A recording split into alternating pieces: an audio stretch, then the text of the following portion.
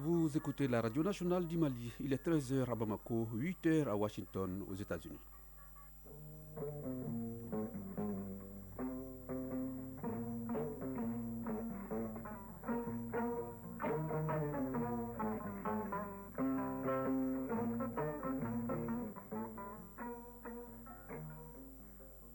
Le journal Soumeila Berté. Bonjour, les titres. L'école de la citoyenneté, deux membres du gouvernement étaient hier face à la jeunesse au palais des pionniers. C'est à la faveur de la deuxième cohorte. Le ministre en charge de l'entrepreneuriat national et son collègue des affaires religieuses ont entretenu leurs interlocuteurs sur l'extrémisme religieux, le terrorisme et l'entrepreneuriat des jeunes. En Guinée-Bissau, les élections législatives anticipées du 24 novembre sont reportées sine die. Le président Oumarou Sissoko Embalo a acté cette décision un an après avoir dissous le Parlement. Aux États-Unis, Donald Trump a été élu hier 47e président du pays et signe son retour au pouvoir 4 ans après. Avec Ousmane Daou, nous ferons le tour des réactions à travers le monde et son sort judiciaire après s'être démêlé avec cette institution. Et puis les sports, basket, Africa League Elite 16. Le stade malien de Bamako a réussi son entrée en matière. Ligue des champions d'Europe, la 4e journée a démarré hier et se poursuit ce soir. Le résumé de l'actualité sportive en fin de journal. La chronique de l'environnement, Agibou Koulibaly, nous dira que la délégation spéciale de la mairie du district de Bamako s'attaque aux défis majeurs de l'assainissement et de l'embellissement de la capitale. Voilà pour le sommaire. Soyez les bienvenus dans ce journal. Deux membres du gouvernement étaient hier face à la jeunesse au palais des pionniers à la faveur de la deuxième cohorte de l'école sur initiative du ministère en charge de la jeunesse, le ministre de l'entrepreneuriat national, de l'emploi et de la formation professionnelle et son collègue des affaires religieuses, des cultes et des coutumes ont échangé avec les jeunes sur les questions liées à l'extrémisme religieux, le terrorisme et l'entrepreneuriat des jeunes. Le compte rendu avec Mamadou Fane. Pour cette deuxième cohorte à l'école de la citoyenneté, le ministre des Affaires religieuses, des cultes et des coutumes a partagé avec les jeunes son expérience de la gestion de l'extrémisme religieux et la lutte contre le terrorisme. Dans un débat franc et ouvert, il a mis l'accent sur la tolérance et la cohabitation entre toutes les religions du Mali. Mahamadou Kone, ministre des Affaires religieuses, des cultes et des coutumes. Nous avions mis en place un cadre d'échange entre les religieux qui sauve l'état de plusieurs choses. On a mis en place un mécanisme pour aplaner ce qui est plus grand que ça. On s'est partagé les idées. Je crois que les jeunes ont bien compris la teneur de notre ministère. Un partage d'expérience bien apprécié par les jeunes. Hawa Sissé, participante. À travers l'exposé qu'il a fait, on a compris vraiment le fonctionnement du ministère, d'avoir le courage, d'avoir l'amour du pays. Déjà le lundi, les jeunes ont bénéficié de l'expérience du ministre de l'entrepreneuriat national, de l'emploi et de la formation professionnelle. Avec le ministre, il a été question de l'entrepreneuriat jeune, sa création et son financement. Bakayogo Aminata Traoré, ministre de l'entrepreneuriat national, de l'emploi et de la formation professionnelle. On a surtout développé la thématique de l'entrepreneuriat jeune, donc toutes les questions qui touchent non seulement aux qualités d'un bon entrepreneur, mais aussi à comment créer son entreprise, comment monter son projet d'entreprise, comment obtenir un financement, comment faire le suivi et quels sont les outils pour assurer une bonne gouvernance. De ces deux panels, on retient que la sincérité et le dévouement sont des valeurs qui doivent guider les jeunes pour assurer un avenir meilleur pour le Mali. Rentrée académique 2024-2025 au lycée sportif Ben Oumar Sy. Hier, les nouveaux étudiants y ont été accueillis à l'occasion d'une cérémonie solennelle. Une cérémonie présidée donc par le ministre de la Jeunesse, des Sports, chargé de l'instruction civique et de la construction citoyenne, Daouda Kone. Si les autres élèves ont démarré les cours ce lundi 4 novembre 2024, c'est le lendemain 5 novembre que les nouveaux admis au concours d'entrée du lycée sportif Ben Oumar Sy sont accueillis par l'administration du lycée en présence du ministre de la Jeunesse et des Sports chargé de l'instruction civique et de la construction citoyenne lors de la traditionnelle cérémonie de rentrée du lycée sportif Ben Oumar Sy. Ils sont 61 à intégrer l'effectif du lycée. Traoré Marie-Germaine Dakwo, directrice du lycée sportif Ben Oumar Sy. Le football, le basket, le handball, l'athlétisme, le judo, le taekwondo et le tennis de table. Après les épreuves pratiques et académiques et la visite médicale approfondie, 61 candidats sont déclarés admis au concours d'entrée au lycée sportif Ben Oumar Sy, session 2024. Le ministre Abdul Kassim Ibrahim Fomba a profité de l'occasion pour donner quelques conseils aux élèves sur les plans académiques et sportifs avant de leur souhaiter une très bonne année 2024-2025. Une année placée sous le signe de l'excellence. Abdul Kassim Ibrahim Fomba, ministre de la Jeunesse et des Sports chargé de l'instruction civique et de la construction citoyenne. À ce stade, aujourd'hui, nous voulons qu'ici, on puisse prendre les meilleurs. Les meilleurs, et c'est ce qui explique un peu la procédure de sélection. Vous pouvez être très très fiers de vos enfants. Il faudra retenir que le lycée sportif Ben Oumar Sy est un établissement mixte d'enseignement fondamental et secondaire à régime d'internat rattaché à la Direction nationale des sports et de l'éducation physique. À ce jour, il compte 60 enseignants et 28 encadreurs sportifs avec plusieurs élèves en cycle secondaire. La Semaine nationale de la réconciliation s'est tenue du 15 au 21 septembre dernier. La ville de Kangaba, dans la région de Koulikoro, a abrité la cérémonie de clôture de l'événement qui avait pour thème solidarité et unité nationale autour des victimes des inondations dans l'espace AES. Pour magnifier sa reconnaissance envers le gouvernement, l'association des cadres ressortissants du cercle de Kangaba a remis des attestations de reconnaissance et un tiwara au ministre en charge de la réconciliation et au gouverneur de la région de Koulikoro. Les détails avec Mohamed Kanyantao. Les autorités administratives, politiques et traditionnelles de la région de Koulikoro, précisément celle de Kangaba, offrent des tiwaras accompagnés d'attestations de reconnaissance au ministre chargé de la cohésion nationale et au gouverneur de Koulikoro. Des distinctions qui se justifient par le choix du cercle de Kangaba pour la clôture de la 3e édition de la Semaine nationale de la réconciliation nationale en septembre dernier. Colonel Lamine Kapori Sanogo, gouverneur de la région de Koulikoro. Le général du corps d'armée, Ismaël Ouagé, a pris un certain nombre d'initiatives, parmi lesquelles des projets visant à réconcilier les villages qui auparavant dans le Mandé étaient déchirés. Et aussi dans le cadre de la Semaine nationale de la réconciliation, il nous a donné des moyens afin de soutenir considérablement les victimes des inondations. La CRK remercie également le général de corps d'armée Ismaël Ouagé et le gouverneur de Koulikoro pour leur implication dans la recherche de solutions aux différends qui opposaient Danga et Tombala depuis des années. Et ces deux villages ont enterré la hache de guerre au bonheur de leurs populations respectives, et cela grâce à la 3e édition de la Semaine nationale de la réconciliation nationale. Général de corps d'armée Ismaël Ouagé, ministre de la réconciliation, de la paix et de la cohésion sociale. La Semaine nationale de la réconciliation est une initiative qui est venue à l'issue du dialogue intermédiaire à l'époque. Donc, c'est ce dialogue-là qui a déjà placé les jalons du cadre institutionnel de la Sénat. Il avait été demandé au ministère de la Réconciliation à l'époque de mettre en place une semaine. Chaque année, la semaine du 15 au 21 septembre. Le 21 septembre, c'est la journée internationale de la paix. Et le 21 septembre, c'est la veille de la fête indépendance du Mali. Les deux récipiendaires, à savoir le ministre Ouagé et le gouverneur Sanogo, se disent émis par cette marque de reconnaissance de la part de la CRK. Ils en ont également profité pour appeler les ressortissants de Kangaba à plus d'engagement pour recoudre le tissu social. Plus d'1 milliard de 600 millions de francs CFA, c'est le budget prévisionnel de réalisation des activités de l'ONEF, Observatoire national de l'emploi et de la formation professionnelle pour l'année 2025. L'information a été donnée hier lors de la 17e session ordinaire de son conseil d'administration. On fait le point avec Baraki Sawatara. Il est l'une des vitrines de l'emploi et de la formation professionnelle au Mali. L'ONEF, Observatoire national de l'emploi et de la formation, a pour mission de produire des statistiques de qualité sur l'emploi et la formation afin de mieux orienter les stratégies de création d'emplois. Pour cette année, l'ONEF affiche un bilan satisfaisant avec un taux de réalisation de 92% de ses activités. Boubacar Diallo, directeur général de l'ONEF. La réalisation d'importantes études, notamment l'étude sur l'insertion et l'employabilité des diplômés en sciences économiques et de gestion. Effectivement, parce que quand on avait fait une première étude, on s'est rendu compte que les diplômés en sciences économiques et de gestion avaient le plus fort taux de chômage parmi tous les sortants des universités.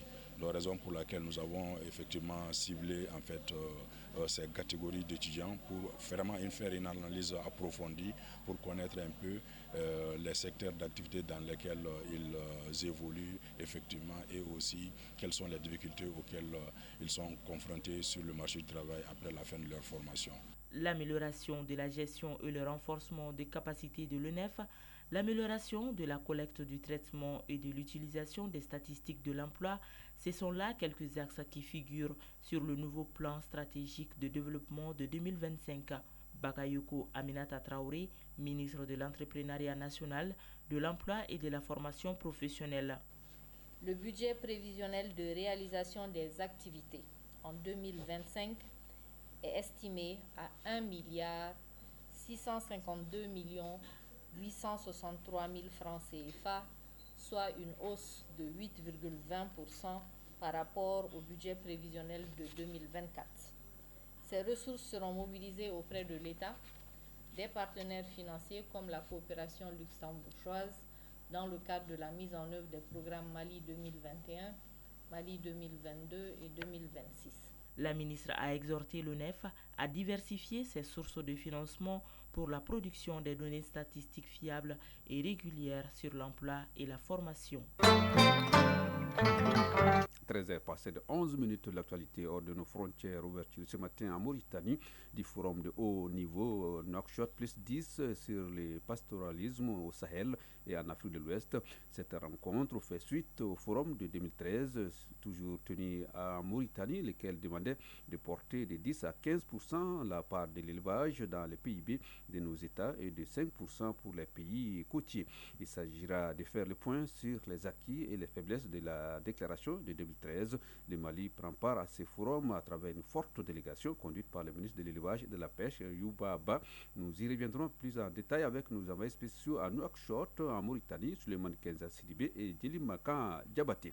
On reste en dehors de nos frontières au Burkina Faso. L'ex-président, le lieutenant-colonel Paul-Henri Sandaogo Damiba et 16 autres officiers et sous-officiers ont été radiés de l'armée nationale du Burkina Faso selon un décret signé lundi dernier par le président de la transition, le capitaine Ibrahim Traoré. Cette mesure, officialisée par une série de décrets signés le 30 octobre 2024, s'inscrit dans la volonté de restructurer les forces armées et de renforcer leur cohésion face aux défis sécuritaire du pays. L'ex-président Damiba est exilé au Togo depuis sa destitution en septembre 2022 et est accusé d'actions d'intelligence avec une puissance étrangère et des groupes terroristes. Selon les décrets de radiation, ils auraient tenté de s'allier à des forces extérieures, compromettant ainsi la sécurité et l'unité nationale. En Guinée-Bissau, le président Umaru Sissoko Embalo a officialisé l'annulation du décret fixant la date des élections législatives anticipées au 24 novembre prochain. Cette décision intervient près d'un an après avoir dissous le Parlement. L'annonce a été faite par son conseiller politique à travers un point de presse au palais présidentiel à Bissau. Selon les 10 décrets, les conditions ne sont pas réunies pour la tenue des élections à la date initialement fixée. Un nouveau décret devrait être arrêté. Il devrait donc arrêter une nouvelle date selon la présidence bissau-guinéenne. En Afrique du Sud, le prince William bouclera demain une visite officielle de 4 jours. Il a été reçu hier à Cape-Town par le président Cyril Ramaphosa. Et cette visite s'inscrit dans le cadre de la célébration de son prix Hirtsort, créé en 2020 pour récompenser les initiatives de durabilité environnementale à travers le monde. Le prince du Royaume-Uni a rencontré divers acteurs locaux engagés dans des projets de conservation d'énergie durable et de préservation des ressources naturelles. Il s'agit de la première visite du fils du roi Charles III en Afrique du Sud. Sa dernière en Afrique remonte à 2018 lorsqu'il s'était rendu en Namibie, en Tanzanie et au Kenya. Le Royaume-Uni, justement, exige une représentation de l'Afrique au Conseil de sécurité des Nations Unies. Après une visite au Nigeria, le ministre britannique des Affaires étrangères, David Lammy, est arrivé hier en Afrique du Sud. Cette visite marque le premier déplacement d'un ministre travailliste en Afrique en 14 ans. Un nouvel accord de développement bilatéral est en discussion. Le Royaume-Uni soutient depuis longtemps l'idée que l'Afrique mérite une représentation au Conseil de sécurité et je souhaite mieux comprendre si la récente position est soutenue par d'autres membres du Conseil de sécurité, en particulier la Russie et la Chine, a déclaré David Lammy. Ces plans visent à renforcer la coopération entre Pretoria et Londres dans les domaines stratégiques tels que l'économie, l'énergie verte et la sécurité. Et nous sommes aux États-Unis. Bonjour Ousmane Dao. Bonjour Soumaïla Berti. Avec vous, nous allons développer l'actualité aux États-Unis. Donald Trump, vous le savez, a été élu hier, 47e président des États-Unis face à Kamala Harris et signe ainsi son retour au pouvoir. Avec 279 grands électeurs contre 223 pour Kamala Harris, Donald Trump, qui était le 45e président, en devient le 47e. Juste après, il s'est exprimé, je cite, « Une victoire politique jamais vue aux États-Unis. En rachérissant, nous avons écrit l'histoire. » Pour ces 4 prochaines années, Donald Trump pourra également compter sur le Sénat car depuis ce matin, les républicains sont également majoritaires au Sénat. Grâce à leur victoire en Virginie occidentale et dans l'Ohio, le parti est garanti de contrôler au moins l'une des 2 chambres du Congrès l'an prochain. Ousmane Dao, les réactions suite à cette élection, même si pour le moment le dépouillement n'est pas encore terminé, quelques dirigeants du monde ont félicité Donald Trump. Tout d'abord en Afrique, le président égyptien Abdel Fattah al-Sisi a félicité Donald Trump, espérant la paix et la stabilité au Moyen-Orient. Je lui souhaite beaucoup de succès et j'ai hâte de parvenir ensemble à la paix, à la stabilité régionale et au renforcement du partenariat stratégique entre l'Égypte et les États-Unis et leur peuple ami, a déclaré le président égyptien sur son compte officiel X. Le secrétaire général de l'OTAN, Mark Rutte, a adressé lui aussi ses félicitations à Donald Trump, assurant que son retour à la Maison-Blanche aidera l'Alliance atlantique à rester forte. Le président ukrainien Viktor Volodymyr Zelensky espère que Donald Trump aidera l'Ukraine à obtenir une paix juste. Le premier ministre israélien, quant à lui, Benjamin Netanyahou, a salué le plus grand retour de l'histoire politique des États-Unis.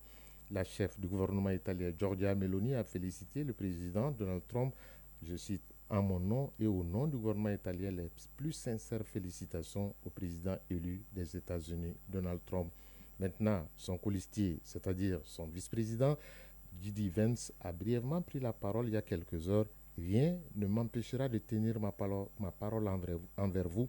Le peuple, nous rendrons l'Amérique sûre, forte, prospère, puissante et libre à nouveau. Et je demande à tous les citoyens à travers notre pays de se joindre à moi dans cette noble et juste entreprise, car c'est bien de cela qu'il s'agit. Il est temps de laisser derrière nous les divisions de ces 4 dernières années. Il est temps de s'unir et nous allons essayer. Et cela va se poursuivre. Le succès nous rassemblera. Je l'ai déjà constaté pendant la campagne.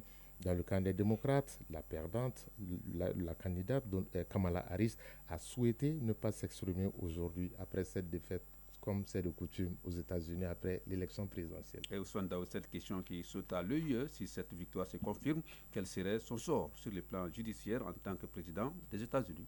Tout d'abord, il faut savoir, Soumaïla Berti, que d'après la Constitution américaine, tout citoyen avec la nationalité américaine âgé d'au moins 35 ans et ayant résidé 14 ans aux États-Unis peut devenir président. Il n'y a donc pas de critère d'inéligibilité, même en cas de casier judiciaire, ce qui est arrivé ce matin. Et puis Donald Trump a plusieurs cordes à son arc pour se débarrasser de ces poursuites judiciaires, comme par exemple les présidents américains, dans leur Constitution, peuvent s'octroyer des grâces lorsqu'ils sont en poste. Mais à ce sujet, il persiste un flou, car avant Donald Trump, aucun président américain n'avait été condamné au pénal.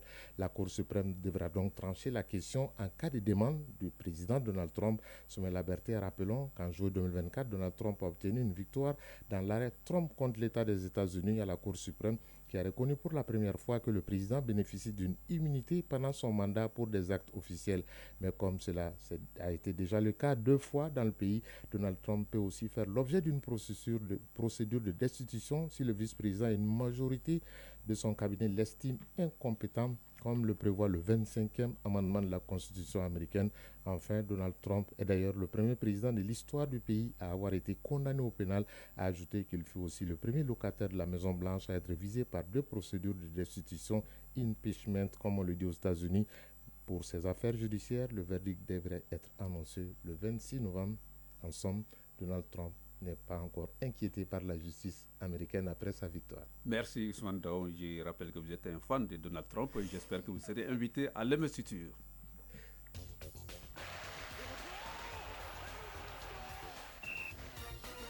La page des sports de ce journal, l'athlétisme, la Fédération internationale d'athlétisme a dévoilé la liste des finalistes pour les trophées des meilleurs athlètes de l'année.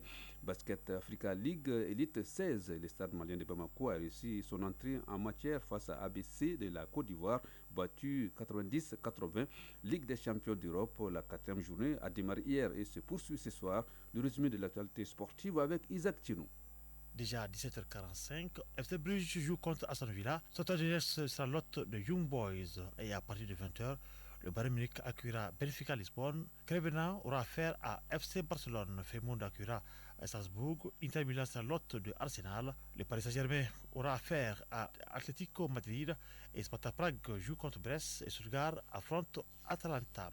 Déjà hier, le PSV a battu Girona par 4-0. Dynamo Zagreb est allé battre Slovan Bratislava par 4-1. Monaco a déplacement également a battu Bologne par 1-0. Celtic à domicile a battu RB Leipzig par 3-1. Dortmund est venu à bout de Sturm Graz 1-0. Lille et Juventus ont fait match un peu partout. Liverpool a battu Bayern Leverkusen par 4-0. Milan est allé battre le Real Madrid par 3-1. Et Sporting Lisbonne a réussi à faire tomber Manchester City par 4-1. Basketball African League Elite 16, le Samuel Bako pour son entrée à Nice a réussi face à ABC de Côte d'Ivoire 90-80. Dans cette phase élite 16, le Samuel de Boko va enchaîner contre ASB Chauffeur de RD Congo ce mercredi avant de terminer la phase de poule de jeudi contre Mwanda Basket du Gabon. Contrairement aux élections précédentes de l'élite 16 qui qualifie 3 équipes pour la balle, cette année, seules 2 équipes auront le privilège d'accéder à la prestigieuse Basket African League. Ce format plus restrictif ajoute donc une pression supplémentaire sur les équipes qui devront exceller dans chaque rencontre de cette phase. Les 2 meilleures équipes de chaque groupe accéderont donc au demi-finale avant d'espérer aller disputer le ticket qualificatif en finale. Athlétisme pour terminer, la Fédération internationale d'athlétisme a dévoilé la liste des finalistes pour les trophées des meilleurs athlètes de l'année. Dans la catégorie sur piste, Moha Lilest est le grand absent. Médaille d'or sur les 100 mètres et de bronze sur les 200 mètres aux derniers Jeux olympiques de Paris. World Athletic lui a préféré le médaille d'or du 200 mètres Letsil Tebogo, ainsi que le champion olympique du 5000 mètres Jacob Ingebrigtsen. Chez les femmes, les 2 finalistes de la catégorie piste sont la championne olympique du 100 mètres Julien Alfred de Sainte-Lucie et l'américaine Sydney McLuhan-Levron qui a battu son propre record du monde pour remporter le titre olympique du 400 mètres pour la 2e fois consécutive. Parmi les trophées qui seront remis le 1er décembre à Monaco, à l'occasion donc d'une cérémonie exceptionnelle, celui de l'athlète du concours de l'année et bien sûr le médaille d'or à la perche et recordman du monde, le Soda Armand, sera le favori pour remporter cette distinction devant le champion olympique du saut à longueur, le grec multiadiste Tentoglou. Chronique de l'environnement. La délégation spéciale de la mairie du district de Bamako est engagée et déterminée à relever des défis de taille, l'assainissement et l'embellissement de la capitale. Les actions visent non seulement à améliorer le cadre de vie des habitants, mais aussi à transformer le visage de Bamako en ville propre à travers une approche participative innovante. La délégation spéciale entend redonner à Bamako tout son éclat. C'est le sujet de la chronique de l'environnement du jour, une réalisation d'Agibou Koulibaly. Pour relever les défis de l'assainissement de Bamako, la délégation spéciale a mis en place des actions concrètes telles que l'installation de nouveaux points de collecte des déchets et l'organisation de campagnes de nettoyage régulières. Des brigades de nettoyage et des programmes de recyclage sont également mobilisés pour réduire les décharges sauvages et encourager la valorisation des déchets. Bala Traoré, président de la délégation spéciale de la mairie du district de Bamako. Il y a ce que nous-mêmes nous avons fait comme mairie, il y a ce que nous avons fait en collaboration avec les autres, il y a ce que nous avons fait avec la participation même des citoyens. Pour la voirie, vraiment il s'agissait de leur donner les moyens et l'effectif. Et là, ils font le travail que tout le monde voit sur le terrain. Mais au-delà de nous-mêmes des SUVA, nous avons coopéré avec les communes et même avec le ministère de la Femme, de l'Enfant et de la Famille. Notre première rencontre même, notre première visite même a été là-bas. Par qui dit assainissement, La femme est au début, au milieu et à la fin de l'assainissement. En parallèle, l'embellissement de la ville est soutenu par le réaménagement des espaces verts et la plantation d'arbres pour améliorer l'esthétique et réduire la chaleur urbaine. L'embellissement de la ville, l'amélioration du cadre de vie, c'est vraiment notre priorité.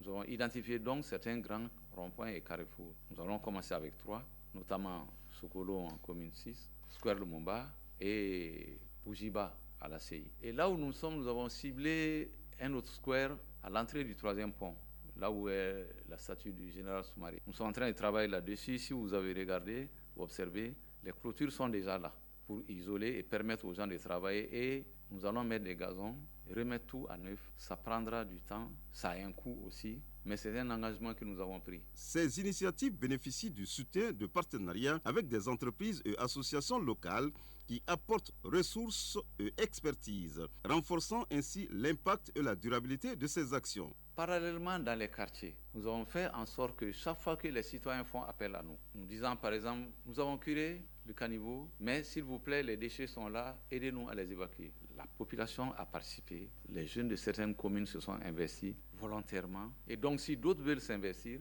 c'est toujours bon pour nous, et ça nous appuie. Donc il y a ce que nous avons fait en tant que mairie via la DSUA et il y a ce que nous avons fait en coopération, en collaboration avec les communes, avec les populations, avec les jeunes, avec différentes initiatives que nous avons toujours accompagnées. Avec cette vision de la délégation spéciale de la mairie du district, Bamako se projette vers un avenir plus propre, vert et harmonieux, répondant aux aspirations de ses habitants pour une ville durable. Espérons quand même Agib Koulibaly. Et voilà cette page environnement qui met un terme à ce journal, la mise en onde Absetou Traoré, assisté de Fousseni Sissoko, mise en ligne Amadi Sow, réalisation de Sibaba Diara, coordination éditoriale Ousmane Dao. Présentation au microphone Soumaïla Berté. Merci d'avoir été avec nous. À 19h30, vous retrouverez donc Moïse Traoré pour la 3e édition de Mali Actualité. Dans un instant, les avis de communiquer avec Astan Tangara. Passez un excellent après-midi en compagnie des programmes de l'ORTM. Au revoir.